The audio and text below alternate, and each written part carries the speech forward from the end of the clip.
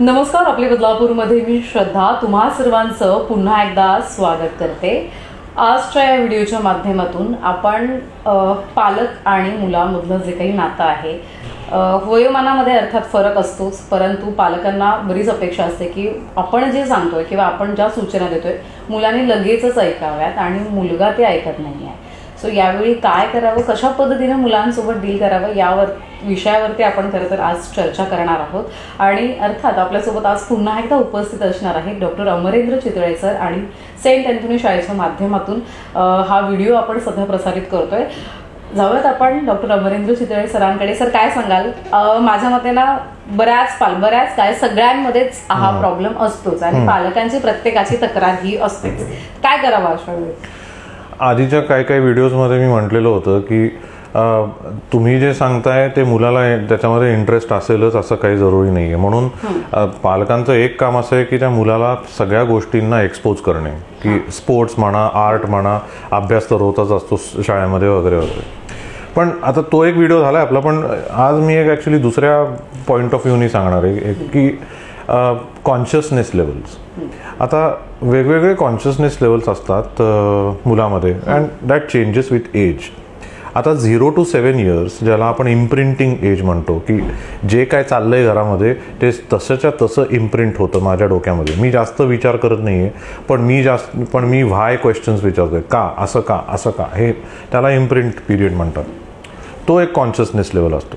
तेव्हा फार जास्त कळत नसतं. ओके, मग असतो 7 to 15 वाला एक तो एक कॉन्शियसनेस लेवलचा एज असतं, ज्याला आपण मॉडेलिंग एज म्हणतो. मॉडेलिंग एज म्हणजे की तेव्हा मुलं अशी ॲक्टर्स ॲक्ट्रेसेसना फॉलो करायला लागतात, स्पोर्ट्समन, रोल मॉडेल्स त्यांना असं फॉलो वगैरे करायला लागतात. नॉट ओन्ली सेलिब्रिटीज, पण त्यांच्या एरियामध्ये, त्यांच्या सोसायटीमध्ये असं कोणी कूल बॉय, कूल गर्ल वगैरे असतात त्याला सुद्धा फॉलो करतात.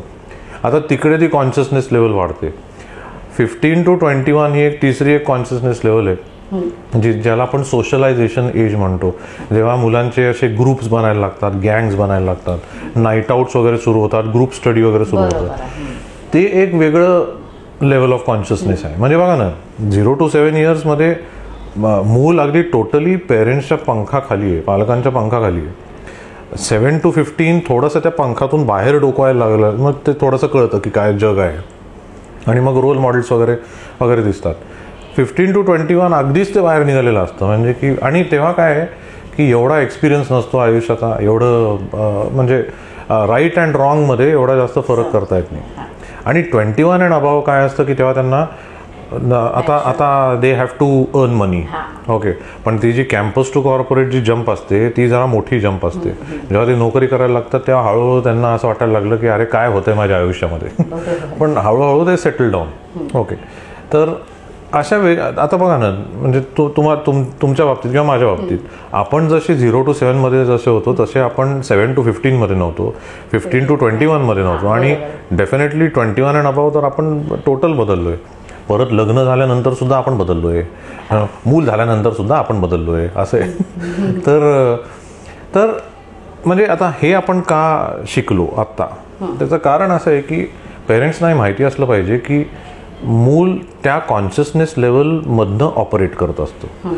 तुम्ही समजा खूप जास्त ॲडव्हान्स गोष्टी समजा मुलाला 0 to 7 years मध्ये समजा सांगायला लागलं तर ते त्याला नाही कळणारे आणि पटणार सुद्धा नाही आहे. अगदी करिअरबद्दलच्या गोष्टी करणे 0 to 7 years मध्ये, तेव्हाचा पॉईंट कसा असतो, तेव्हा तुम्ही म्हणायचं असतं की हे बघ, हे तुला इंटरेस्टिंग वाटतंय का, पेंटिंग, रांगोळी, चल आपण थोडंसं आज डोंगरावरती पळायला वगैरे जाऊया. म्हणजे तिकडे आपण डेस्टिनेशनबद्दल बोलणार नाही, तिकडे आपण ॲक्शनबद्दल बोलणार किंवा कुठल्या तरी म्हणजे हॉबीबद्दल बोलणार. असं तेच 7 to 15 मध्ये थोडंसं त्याच्यावरचं डिस्कशन व्हायला लागतं की अरे बरं, तुला आता एवढ्या गोष्टी करतोयस, तुला खरं म्हणजे काय आवडतं ह्याच्यातलं? म्हणजे तू 2-3 स्पोर्ट्स खेळतोयस, 2-3 गोष्टी इन द प्रोसेस शिकतोयस वगैरे किंवा शिकतीयस, तर काय आवडतं?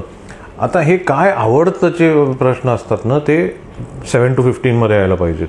नॉट नेसेसरी की तू आता हे कर, हे करिअर तुझ्यासाठी आहे, परत त्यांना नाही कळणार आहे ते. ओके, 15 नंतर बरं, आता बाय 15 years old त्यांना समजा भरपूर गोष्टी एक्सपोज झाल्या असतील, दे विल सिलेक्टेड देमसेल्व्स की नाही मला आर्ट्स करायचं आहे किंवा मला सायन्स करायचं आहे किंवा मला कॉमर्स करायचं आहे. ओके, मग तेव्हा पुढचा प्रश्न की ठीक आहे तुला आर्ट्स करायचं आहे का बरं, म्हणजे तुला एक्झॅक्टली काय आवडतं त्याच्यातलं.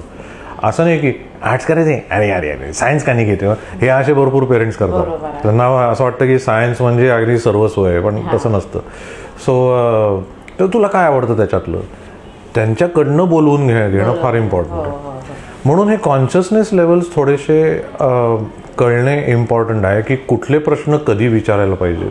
आता आफ्टर 21 मग बरं भरपूरदा नोकरी लागल्या पेरेंट्स म्हणतात आता लग्न कर आणि पोरं जन्माला घाला.